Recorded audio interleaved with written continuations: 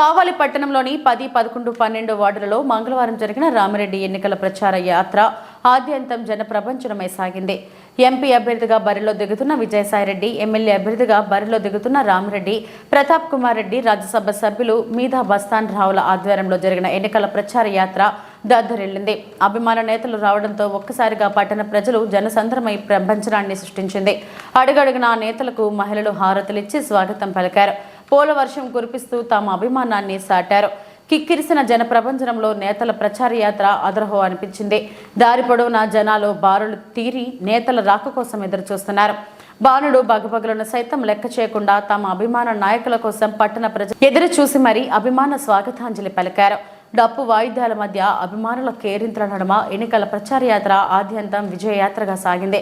జనాలు దండుకట్టిన జన సముద్రం జన నేతల కోసం కావలి పట్టణం జన ప్రభంజనమై పోటెత్తాయి. అభిమాన నేతలను ఒక్కసారిగా చూడటంతో పట్టణ ప్రజల అభిమానానికి ఆకాశమే హద్దుగా మారింది. బోసి నవ్వుల అవ్వాతాతలు చిరునవ్వులు చిందిస్తూ అభిమాన నేతలను ఆశీర్వదిస్తూ నిండిన దీవెనలు అందించారు.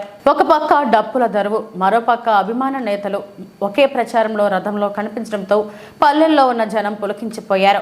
జగనన్న జిందాబాద్, రామిరెడ్డి జిందాబాద్, విజయసాయిరెడ్డి జిందాబాద్ అంటూ నినాదాలతో హోరెత్తించారు. జేజేలు పలుకుతూ జననేతలపై అభిమానం చూపిస్తూ రెట్టించిన ఉత్సాహంతో విజయ దండోరా చేశారు.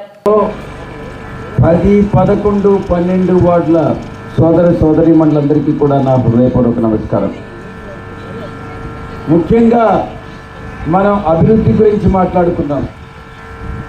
ఈ యొక్క కావలి పట్టణంలో గత మన హయాంలో మొత్తం అభివృద్ధికి కానీ సంక్షేమ పథకాలకు కానీ కావలి పట్టణం కోసం ప్రభుత్వం చేసినటువంటి వ్యయం 563 కోట్ల రూపాయలు. అంటే కావలి పట్టణానికి ఎంత ప్రాధాన్యత ఇస్తుందో జగన్ గారి ప్రభుత్వం మీ అందరూ కూడా అర్థం చేసుకోవాలి. ఇక 10వ వార్డుకు వస్తే హరిజనపాలెం సచివాలయం 14.46 కోట్లతో నిర్మాణం జరిగింది. 11, 12 వార్డుల కోసం దంతంవారి వీధిలో 18.17 కోట్లతో రైళ్ల నిర్మాణం కానీ జరిగిందన్నటువంటి విషయాన్ని మీకు తెలియజేసుకుంటా ఉన్నా. ఈ అభివృద్ధి అంతా కూడా మీకు తెలియాలి. ప్రతిపక్షం అభివృద్ధి లేదు అన్నటువంటి ఆరోపణలు చేస్తూ ఉన్నారు.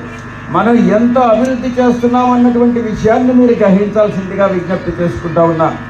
11, 12 వార్డుల్లో సాయిబాబా గుడి వద్ద మున్సిపల్ స్కూల్కి నాడు నేడు పథకం కింద కొత్త సౌకర్యాలతో అభివృద్ధి చేసి మన ఆ యొక్క విద్య వైద్యం వీటిలో మనం ఎంత ప్రాధాన్యత ఇస్తున్నాం అన్నటువంటి విషయాన్ని గమనించుకోవాలి.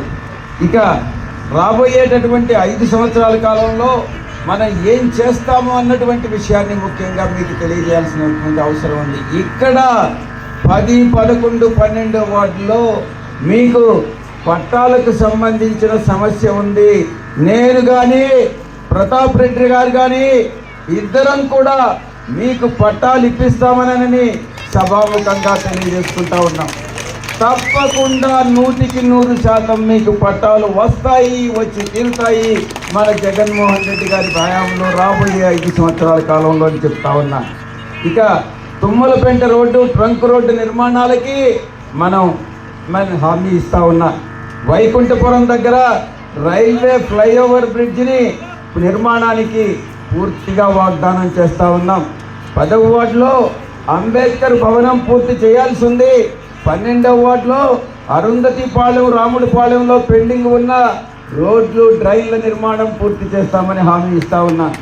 ఇక ఇదే వార్డులో బాబురావు లేఅవుట్లో రోడ్డు సౌకర్యం, విద్యుత్ సరఫరా సౌకర్యాలు చేయాల్సి ఉంది.